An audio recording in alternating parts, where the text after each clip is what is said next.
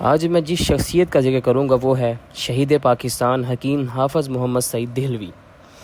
دنیا میں کچھ ایسی شخصیات بھی ہوتی ہیں جن کی یادیں ان کی دنیا سے اٹھ جانے کے بعد بھی نہیں بھلائی جا سکتی۔ ایسی ہی ایک شخصیت شہید پاکستان حکیم حافظ محمد سعید دہلوی کی ہے۔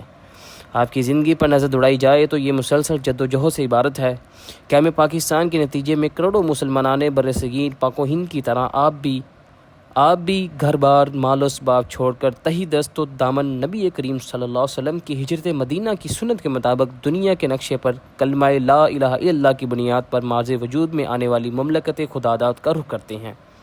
بانی پاکستان حضرت قائد اعظم محمد علی جناح کی بے مثال جد و جہد کے نتیجے میں اس سلطنت کے ماض وجود میں آنے پر تمام باشعور مسلمانوں پر یہ فریضہ عائد ہو گیا تھا کہ وہ قائد رحمہ اللہ کی انتھک کوششوں سے بننے والی اس نئی ریاست کی طرف ہجرت کر کے قائد کے اس فیصلے پر مہر تصدیق ثبت کر دیں کہ ہندو اور مسلم دو الگ الگ قومیں ہیں، ان کا کھانا پینا، تہذیب و معاشرت اور رسوم و رواج الگ الگ ہیں، ان کو یکجا کرنا آگ اور پانی کو اکٹھا کرنے کے مترادف ہے۔ ایک نظریاتی ریاست کے ماض وجود میں آنے کے بعد حکیم حافظ محمد سعید دہلوی رحمہ اللہ جیسی نظریاتی شخصیت کیسے قائد کے فرمان سے انحراف کر سکتی تھی؟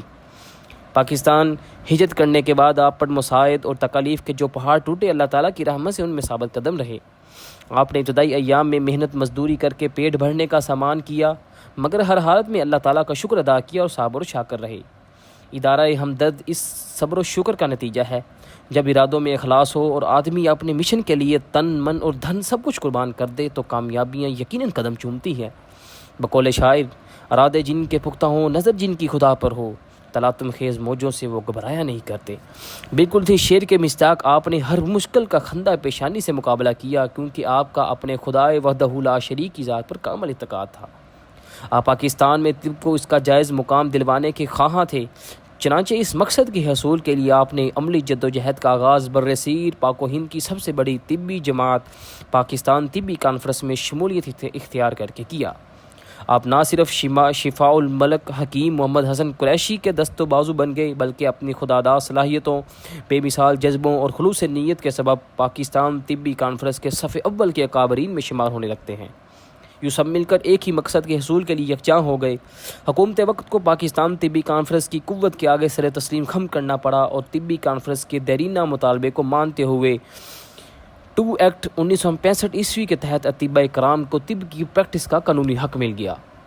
جنرل ضیاء الحق نے آپ کو قومی طبی کونسل کا صدر نامزد کیا۔ آپ نے طبی علوم کے احیاء، اطباء کے حقوق کے تحفظ اور بین الاقوامی سطح پر طب کو متعارف کروانے میں بھرپور جدوجہد کی۔ جنرل محمد ضیاء الحق نے آپ کو وفاقی مشیر طب بھی نامزد کیا۔ یاد رہے کہ یہ اسامی جنرل محمد ضیاء الحق کی طب سے گہری وابستگی کی غمازی کا منہ بولتا ثبوت ہے۔ جنرل ضیاء الحق کے دور میں مسلم تہذیب میں سے ان علوم کی ترویج و اشاعت پر خصوصی توجہ دی گئی جن کا تعلق بلا واسطہ طور پر مذہب سے جڑتا ہے۔ اس اعتبار سے طب اسلامی مرحوم جنرل محمد ضیاء الحق کی توجہ کا مرکز ٹھہری۔ ان کے دور حکومت میں طب اسلامی کے فروغ کے لیے بے شمار کارہائے نمایاں سر انجام دیے گئے۔ یہی وجہ ہے کہ اطباء کے ہاں جنرل محمد ضیاء الحق مرحوم کا آنا آج بھی عقیدت و احترام سے لیا جاتا ہے۔ ان کا نام آج بھی عقیدت و احترام سے لیا جاتا ہے۔ اصل میں جنرل محمد ضیاء الحق مرحوم کو اللہ تعالیٰ نے ایسے رفقاء کار دیے تھے جو بذات خود اسلام اور اسلامی علوم و فنون کی ترویج و اشاعت کے لیے تن من اور دھن سے ہر لحظہ کوشاں تھے۔ ان میں سے کچھ ایسے رفقاء بھی تھے جو بغیر کسی عہدے اور دنیاوی مفاد کے کام کر رہے تھے، جن کا مقصد نمود و نمائش نہیں بلکہ اسلامی اور طب اسلامی کا احیاء اور فروغ تھا۔ ان میں مولانا حکیم عبدالرحیم اشرف کی شخصیت بھی روز روشن کی طرح آیا ہے۔ ایک وقت ایسا بھی آیا کہ شہید پاکستان حکیم حافظ محمد سعید نے پاکستان طبی کانفرنس سے علیحدگی اختیار کر لی، مگر طبی کانفرنس کی قیادت سے رابطہ پھر بھی برقرار رہا کیونکہ دونوں کی منزل ایک ہی تھی، وہ تھی طب کی ترویج و اشاعت۔ دونوں اپنے طور پر ایک ہی منزل کے حصول کے لیے کوشاں رہتے۔ حکیم محمد سعید دہلوی کی شخصیت ہمہ جہتیات بیک وقت دکھی انسانیت کے مسیحا بھی تھے، طبی تحریک کے صف اول کے مجاہد بھی، مسلمانان پاکستان کے ترجمان بھی اور معمار وطن و قوم بھی تھے۔ آپ قوم کو علم و فنون کی حصول کی دعوت دینے کا کام کرنے کے ساتھ ساتھ نونہال نان وطن کی تربیت کے لیے بھی کوشاں رہتے، کیونکہ آپ اس عمر سے بخوبی آگاہ تھے کہ اس نسل نے کل کو ملک کی باغ ڈور سنبھالنی ہے، آج سے ہی کیوں نہ اس کی تربیت کی جائے۔ اس مقصد کے لیے آپ نے کراچی میں علم و حکمت کا شہر بسایا۔ مدینہ الحکمت یعنی ہمدرد یونیورسٹی قائم کی، جہاں دیگر علوم کے ساتھ ساتھ ملک کے سب سے پہلے طب کے ڈگری کورس کا اجرا ہوا۔ نونہالان وطن کی تربیت کے لیے آپ نے علمی قدم اٹھایا اور سندھ کے دور دراز دیہات میں ہمدرد ولیج اسکول قائم کیے۔ علم اور حصول علم کے جتنے بھی ذرائع ہیں، ان کے ساتھ حکیم حافظ محمد سعید دہلوی کی وابستگی جنون کی حد تک تھی۔ یہی وجہ ہے کہ انہیں جہاں سے علم یا علم کے حصول کے ذرائع میسر آتے، کوشش کرتے کہ انہیں ہر قیمت پر حاصل کریں اور اس کوشش میں کامیاب رہتے۔ اسی کوشش کا شاخسانہ ہمدرد لائبریری ہے، جسے ایشیا کی سب سے بڑی لائبریری قرار دیا جا سکتا ہے۔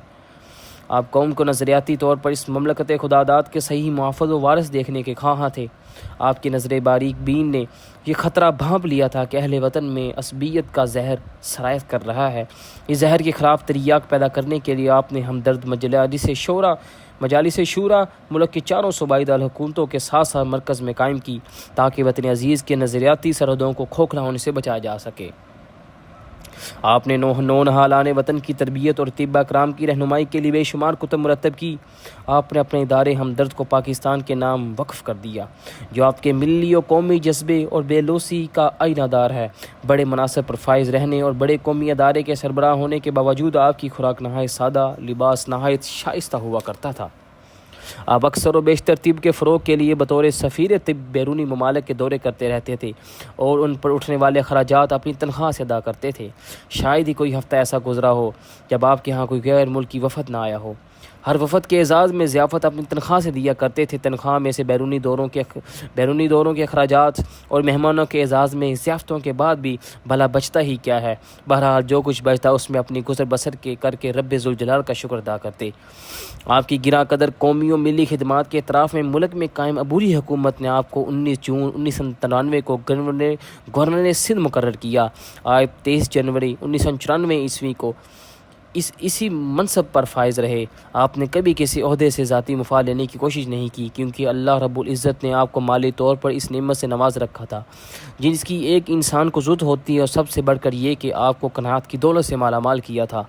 ملک کے ایک بدبخت طبقے کے چند ناپاک عناصر نے اس مرد زیوکار کو 17 اکتوبر 1999 کو صبح جب آپ فجر کی نماز کی ادائیگی کے بعد روزے کے ہاتھ میں دکھی انسانیت کے دکھوں کا مداوع کرنے کے لیے جا رہے تھے، شہید کر دیا گیا۔